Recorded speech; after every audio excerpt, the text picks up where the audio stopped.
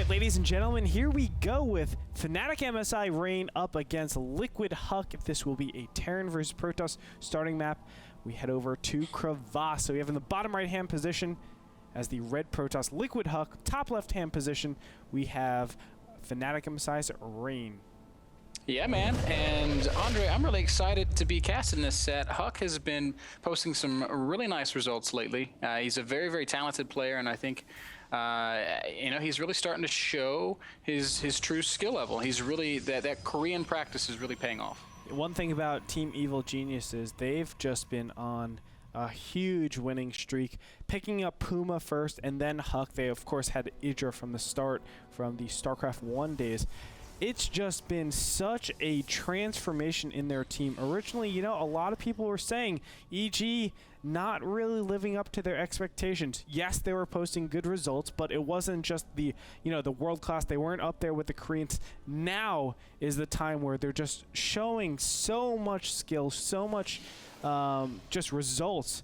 It's so cool to be watching Huck playing up against Rain, who, let's be honest, he's been trailing off quite a bit. Ben. Yeah, no, I agree with that as well. He's shown up to a few big foreigner events recently, and he's been getting beaten up a little bit. And this isn't to say that. I mean, I feel like as a Korean player, granted he's not living in Korea anymore, but as a Korean player, he should come into these events, into any foreign event, almost as a favorite. But I think in his last 2 or 3 outings, he's not even made it through group stages. I know in IEM China, he was there and he didn't win a single map at IEM. He got beat up badly. Yeah, and not to not to just start bashing on him, but it really questions that whole thought process of, if you train inside Korea, you're going to become strong, and if you train outside, not so much. And we see Rain originally was just smashing everybody in Team TSL. The guy was just a monster initially coming onto the scene, into the foreign scene, I should say. But now that he's been away from Korea for so long, we might actually see the results hurting him quite a bit. Yeah, I definitely agree. And on top of that, I think the rest of the world has kind of caught up with Korea. So, while Rain was playing in Korea, he was at the cutting edge. He was at the bleeding edge of the development of StarCraft 2. But we're starting to see here, especially in recent weeks even, Gritorb, that players from outside of Korea are really bridging that gap. They're bringing their game to the next level, and I really feel like we're entering an era of StarCraft 2 where the best foreigner players are capable of playing with top-level Koreans and winning games and winning tournaments. Oh, yeah, baby. Well, a little bit about this game, I will mention that Huck went for the Nexus first, and thankfully for him, Rain is going a 1-Rax expand. It's a gasless expand, so he will get that pretty optimally, but still Huck has that little advantage where he has that extra Nexus pumping out those probes. Let's look at the income tab. Only 22 to 19 for now. Huck is in the lead, but things are pretty standard right now. Nothing too out of the ordinary for a map like Crevasse. Yeah, I certainly agree with everything you're saying right now. Not any deviations away from what we would consider standard play here. It's just fast expands for both players. 1-Rax expand for Rain into a couple more barracks, and he's just pumping a lot of Marines.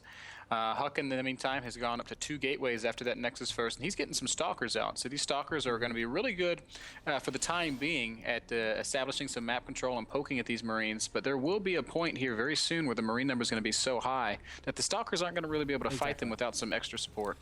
Now, kind of interesting, we do have all these Nexuses with completely full chrono boost, but a lot of chrono boost saved up in them. We do see gateways being plopped down. This is pretty, well, I wouldn't say pretty standard, but we could have seen this before because 2nd and 3rd gas wasn't taken. The rich Vespian gas was, and wow, holy crap, that's a lot of gateways coming out. Okay, so speaking of not seeing any deviations, Huck says, oh yeah, I'm going to throw down 6 more gateways. He's going to be on 8 gates here. Yeah. And this is going to be the old 8-gate bunker buster if you will. Yeah, and you know what? He doesn't actually have enough to support this. He could actually do one without, seeing that he has a lot of chrono boost saved up on all of his gateways. You just consistently chrono boost out your gateways, and then you can get additional gateway units. I think going up to 8 is a little excessive, but it's still going to be pretty optimal. He can use those chrono boosts whenever he wants. He doesn't have a lot of probes.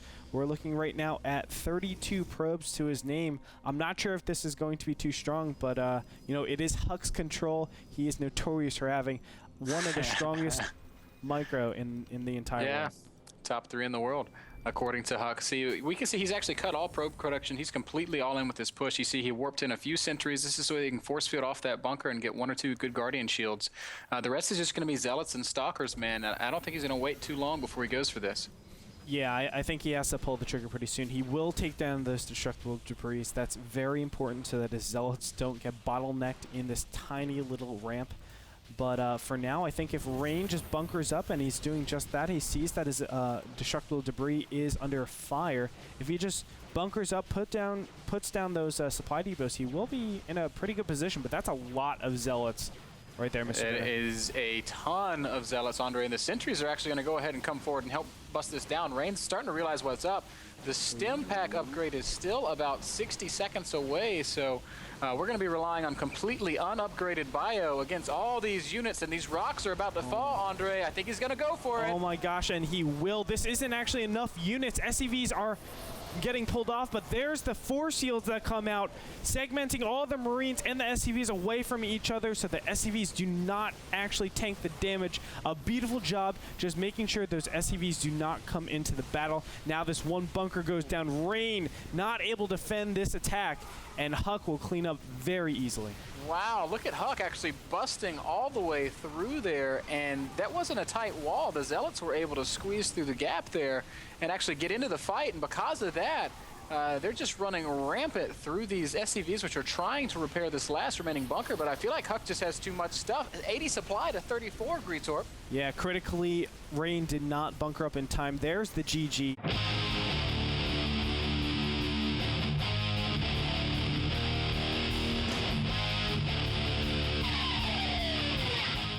And so, Andre, that was a really nice game there. Huck really he went for it. He went all in, throwing down the 8 gates off of that Nexus first. Yeah, man. And in spite of the fact that Rain bunkered up, had that wall in, you know, it wasn't a perfectly tight wall. A lot of those Zealots were able to squeeze through and actually do damage on those Marines and on those SCVs. But Rain really bunkered up pretty well, but he just didn't have enough, man. Huck just had too many units. Yeah, I think critically not scouting. Obviously, he didn't know the 8 gate was coming, so not scouting was a big deal. He should have probably gotten some sort of SCVs on the map, seeing where his opponent was. He wasn't able to see that mass Zealots were coming his way until they actually came. On top of that, so, well, in effect, he didn't put down those bunkers in time. Still, I felt like he had good defenses if he got his SCVs down there, but Huck knew that and force field correctly. I think segmenting those SCVs from the battle, making sure that they couldn't tank the damage so that the Marines just start blasting away at those Zealots, hopefully DPSing it down. That was, I think, the pivotal moment in the entire game. I really think the best Terran players in the world, especially when they play in the dark, they add a second and a third bunker just because they need to be safe. And Rain was trying to do it with just a single bunker and an SCV wall, and Huck was able to just muscle through that. And the result is 1-0 in favor of Huck. Yep, so we'll go on to game number 2 and see if Rain can come back into this. Join us. We'll be back with Greetorp and Bitter.